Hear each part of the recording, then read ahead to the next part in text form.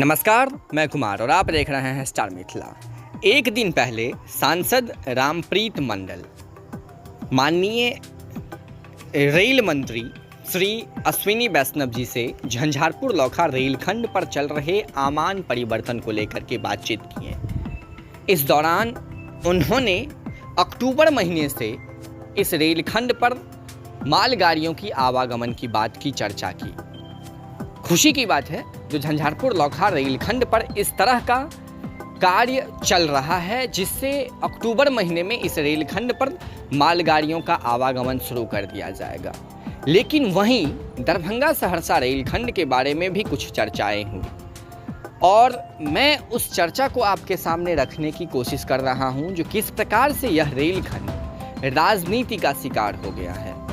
और उम्मीद करता हूं जो अगले आने वाले 2023 मार्च इस रेलखंड पर ट्रेन का परिचालन संभव नहीं होगा।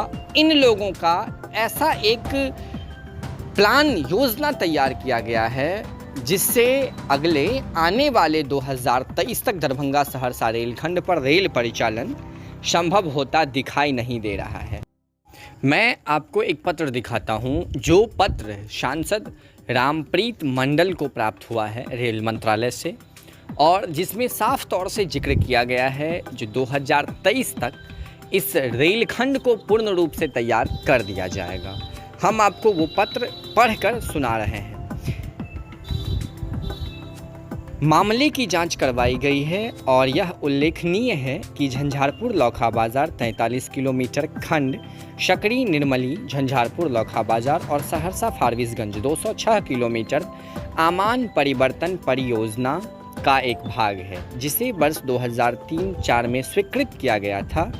परियोजना की अद्यतन प्रत्याशित लागत 1489 करोड़ रुपए है। मार्च 21 तक 1239 करोड़ रुपए खर्च किया गया है और चालू वित्तीय वर्ष 21-22 में के लिए 250 करोड़ रुपए परिव्यय की व्यवस्था की गई है। अभी तक सकरी निर्मली शाखा का सकरी झंझारपुर तमुरिया 29 किलोमीटर खंड और सहरसा फारबिसगंज शाखा का सहरसा गढ़बरुआरी सुपौल सरायगढ़ राघोपुर 63 किलोमीटर खंड का आमान परिवर्तन पूरा किया गया और खोल दिया गया है। परियोजना के शेष भाग पर कार्य शुरू किया गया है और मार्च 2023 तक करने का लक्ष्य रखा गया है।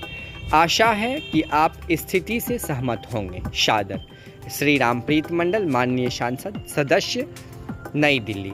ये पत्र माननीय श्री रामप्रीत मंडल को प्राप्त हुआ है रेल मंत्रालय से जिसमें साफ तौर से लिखा गया है जो 2023 तक इस रेलखंड पर जो कार्य है उसको पूरा किया जाएगा। तदोपरांत इस रेलखंड पर ट्रेन का परिचालन शुरू कर दिया जाएगा।